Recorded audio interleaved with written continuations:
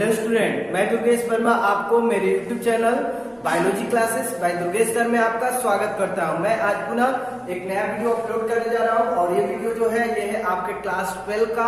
और क्लास 12 में हम लोग जो लेसन स्टडी कर रहे हैं वो लेसन नंबर 4 है, जिसका नेम है रिप्रोडक्टिव हेल्थ। रिप्रोडक्टिव हेल्थ का हम लोग सेकेंड टॉपिक डिस्कस कर रहे हैं और जो है birth population explosion and birth control. मैंने अपने प्रीवियस वीडियो में आपको पॉपुलेशन एक्सप्लोजन के बारे में बताया था, इसके बाद मैंने बर्थ कंट्रोल स्टार्ट किया था। तो आज हम लोग बर्थ कंट्रोल को आगे डिस्कस करेंगे, उसके बारे में स्टडी करेंगे, जानेंगे कि बर्थ कंट्रोल में कौन कौन से मेथड होते हैं जो यूज किए जाते हैं और बर्थ कंट्रोल क्या होता है वो तो मैंने आपको अपने प्रीवियस वीडियो में ही बता दिया है। याद है ना आप लोग को? तो चलिए हम लोग जानेंगे। आज का हम लोग का टॉपिक है मेथड्स ऑफ कंट्रासेप्शन। ये हम लोग का आज का टॉपिक है। तो आप बताएंगे,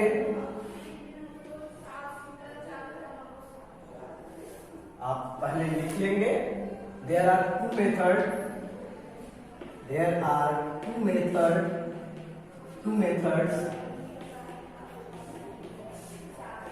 ऑफ कंट्रासेप्शन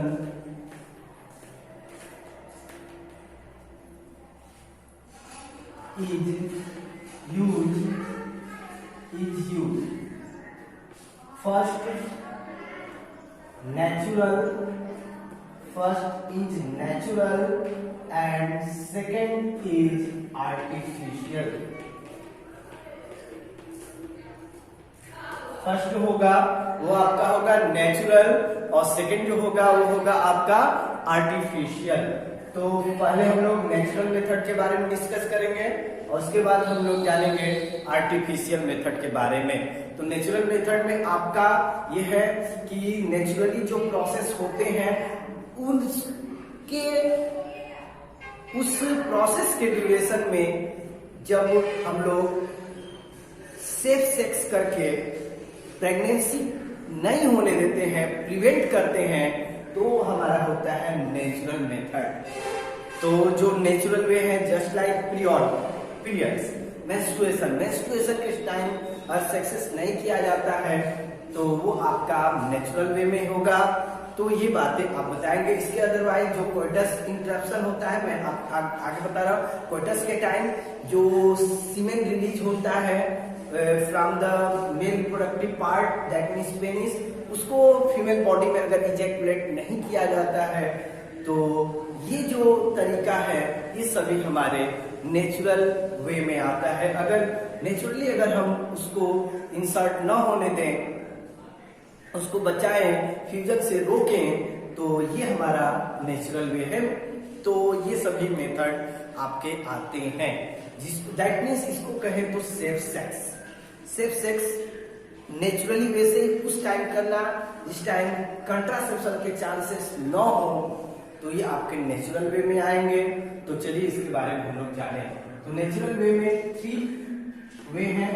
सबसे पहला है पीरियोडिक एब्स्टिनेंस।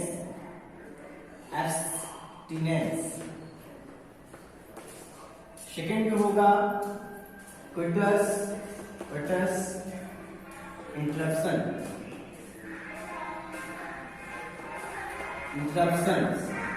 और थर्ड होगा लैक्टेशनल एमनेरिया।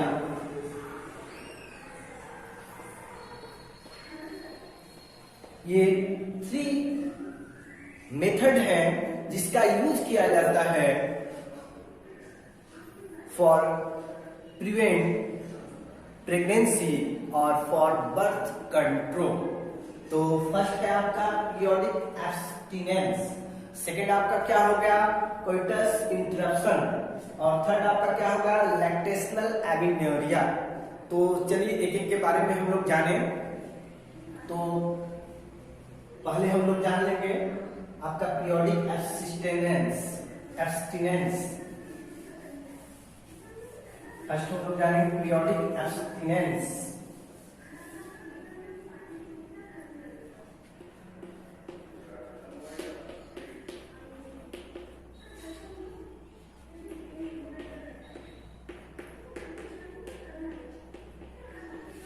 ये क्या होता है, इसको आप लोग को अगर बताना हो तो सिंप्लीफाइड ये बताएंगे, पीरियोडिक जो पीरियड्स मेंस्ट्रुएशन होता है उसमें आप लोगों ने एक टर्म स्टडी किया था, ओवुलेशन, जो आपके 14 डेज जो नेचुरली जो मेंस्ट्रुएशन का टाइम है आपको मालूम है कितने डे का होता है, आपका 1 to 28/29 डेज का होता है ये।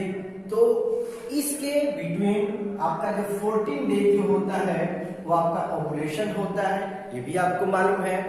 तो ओवुलेशन होने के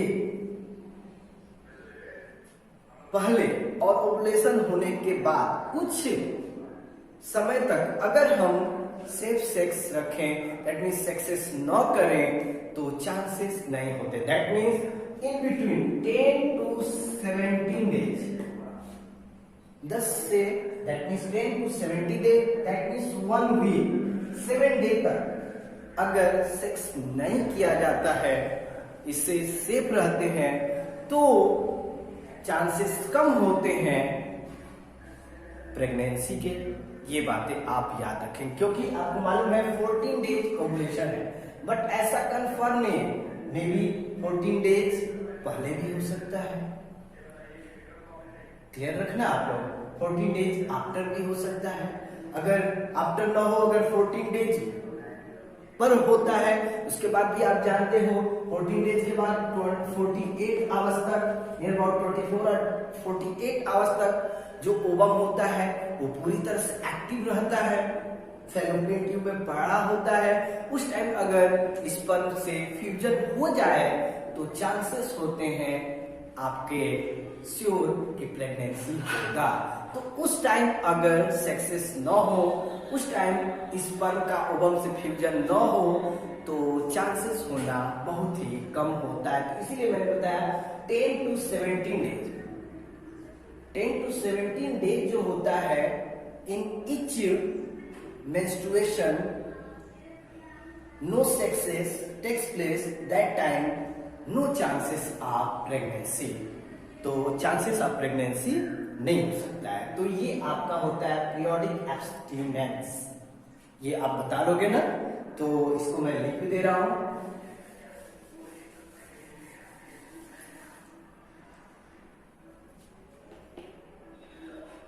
इन each menstruation, in each menstruation period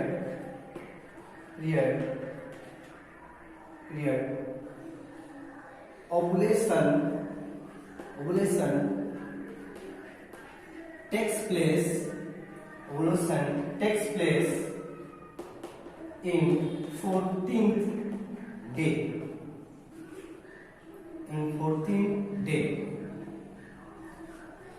clear हो गया ना। इसके बताया गया है, आपका क्लियर हो गया कि प्रत्येक मेंस्ट्रुएशन पीरियड के इन ईच मेंस्ट्रुएशन पीरियड ओवुलेशन जो होता है takes place in 14th day के दिन ओवुलेशन होता है। तो before and after ovulation in 1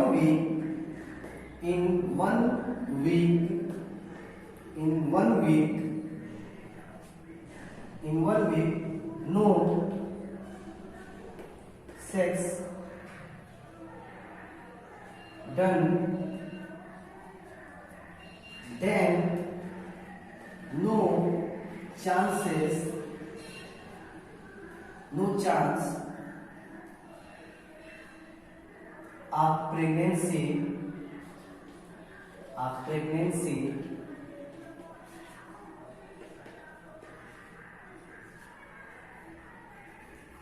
occur।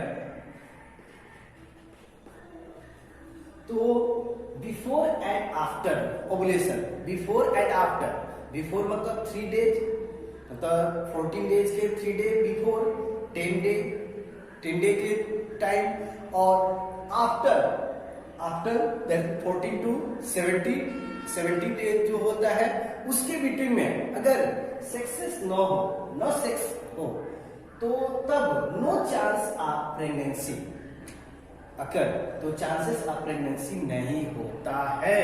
ये बातें आप याद रखोगे। कंफर्म हो गया होगा मैं क्या बताना चाहता हूं? क्लियर हो रहा है ना? तो ये बातें आप बताओगे एंड आगे लिख लोगे। This is called periodic abstinence। इसी को हम लोग पीरियोडिक एब्सटेनेंस बोलते हैं के नेम से जानते हैं। तो क्लियर हो गया। अब इसके बाद सेकंड जो है आपका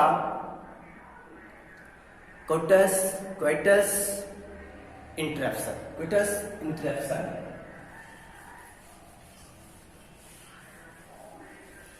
सेकंड होगा कोइटस इंटरप्शन के बारे में जानेंगे। कोइटस इंटरप्शन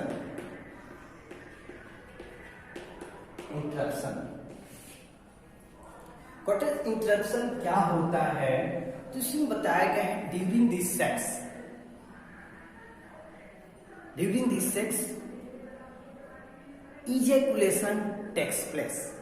जब सेक्स होता है तो इजैकुलेशन होता है।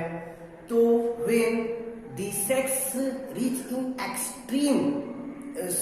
Reach into the climax position अंतिम पड़ाव पर हो।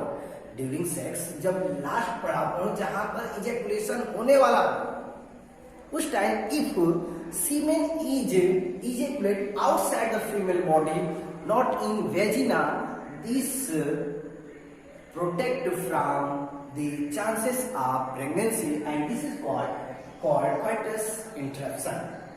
तो आप बता सकते कोइटस इंटरप्शन क्या होता है? तो आप बताओगे during this sex no release of semen in the female vagina,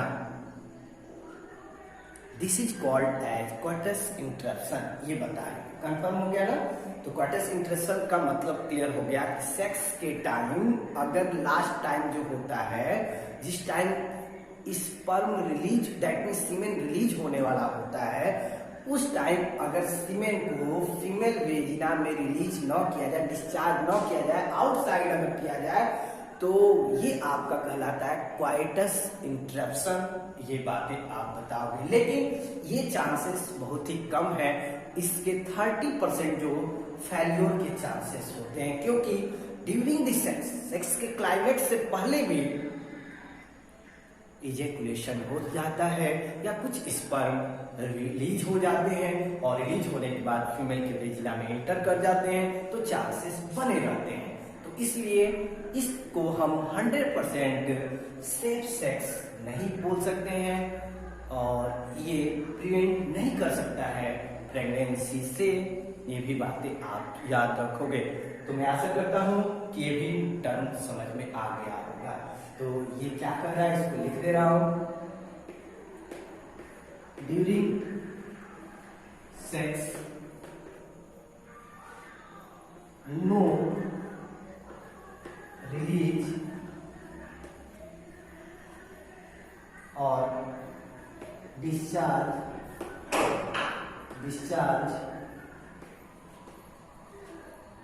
सीमेन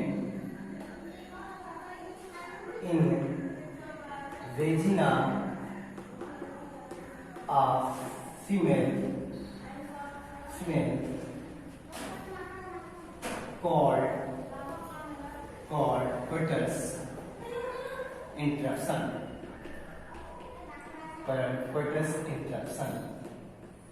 तो आप बता सकते हो ड्यूरिंग सेक्स नो रिलीज और discharge semen in vagina of female called coitus interruption. Confirm हो रहा होगा आपको ना? तो ये बातें क्लियरली आप बता सकते हो। लेकिन but this method is not completely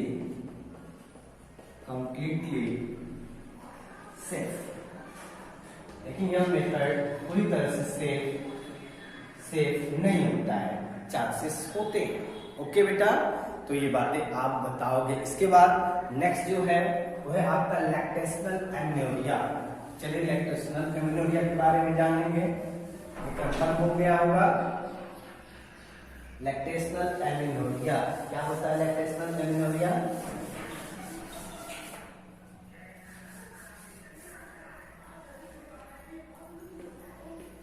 lactational amenorrhoea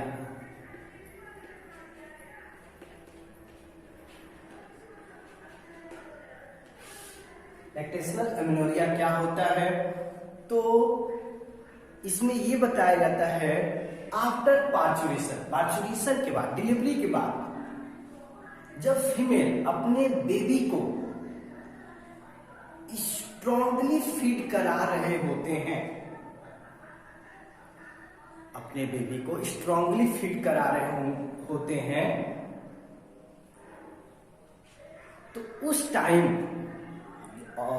time अगर सक्सेस होते हैं, और स्ट्रांगली फीडिंग का जो टाइम होता है वो होता है 4 to 6 मंथ का जो टाइम होता है, उस टाइम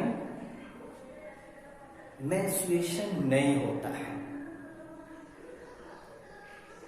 बात याद रखना, मैं क्या कह रहा हूं लैक्टेशनल एमेनोरिया में?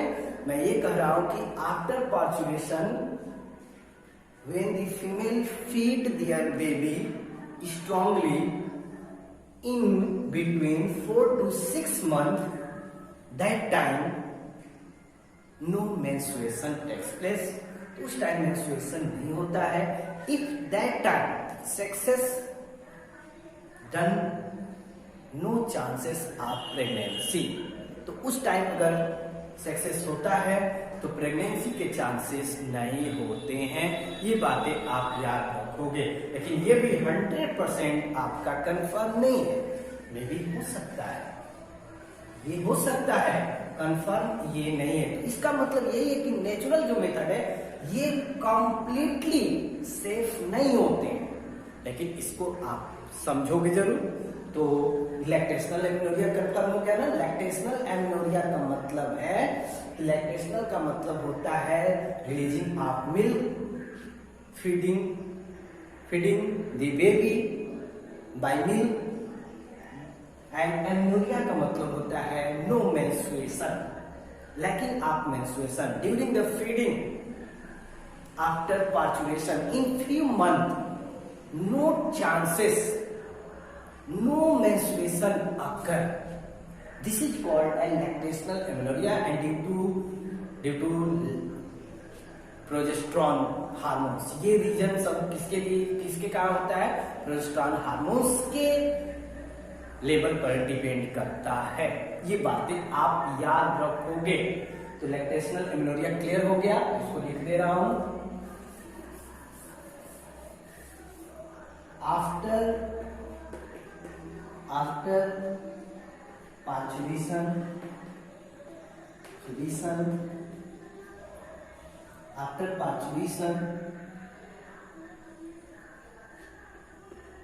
in few months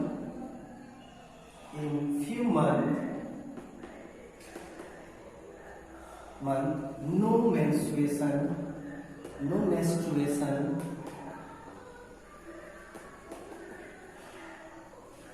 occur or takes place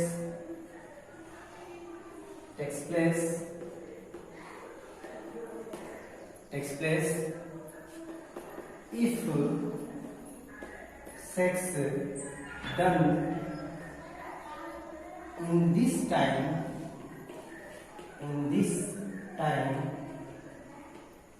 no chance of pregnancy occur।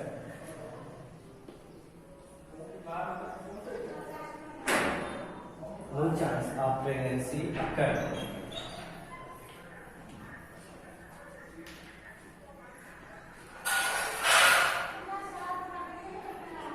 Occur, तो बता सकते हो। तो after parturition in few month no menstruation express, कुछ महीने तक मेंस्ट्रुएशन नहीं होता है। इफ सेक्स डन, अगर सेक्स किया जाए होता है इन दिस टाइम, इस समय में, तो नो चांस ऑफ प्रेगनेंसी अकर, तो प्रेगनेंसी के चांसेस नहीं होते हैं। ये बातें आप बताओगे, but it is not completely safe, लेकिन ये पूरी तरह से सेफ नहीं होता है। चांसेस होना, चांस हो भी सकता है प्रेगनेंसी का, ये बातें आप याद रखोगे। तो मैं आशा करता हूँ कि आपको ये सभी बातें क्लियरली समझ में आ गई होंगी।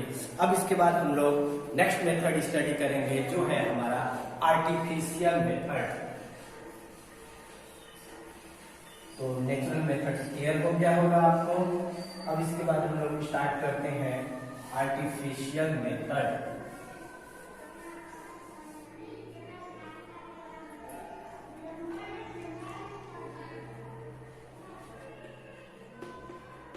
आर्टिफिशियल मेथड,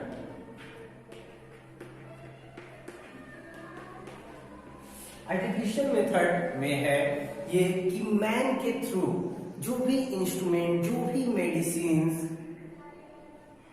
बनाए गए हैं to prevent the chance of pregnancy, this include in artificial method. बताओगे? कंफर्म हो गया ना? By the man different things is made for protection of pregnancy from pregnancy is included in artificial method। ये बातें आप बताओगे, तो वो जो है उनके बारे में जानेंगे। There are few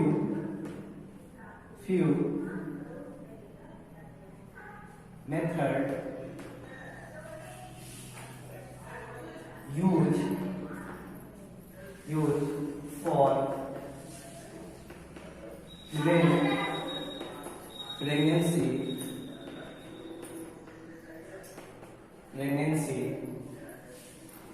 like as first barrier method,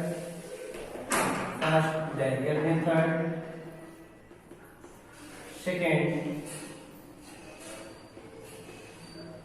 IUD, जिसे बोलेंगे इंट्रा यूटेराइन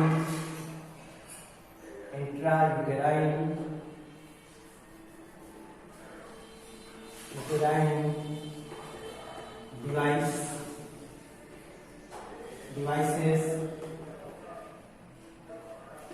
इसके बाद आपका हो जाएगा contraceptive pills, and the last is surgical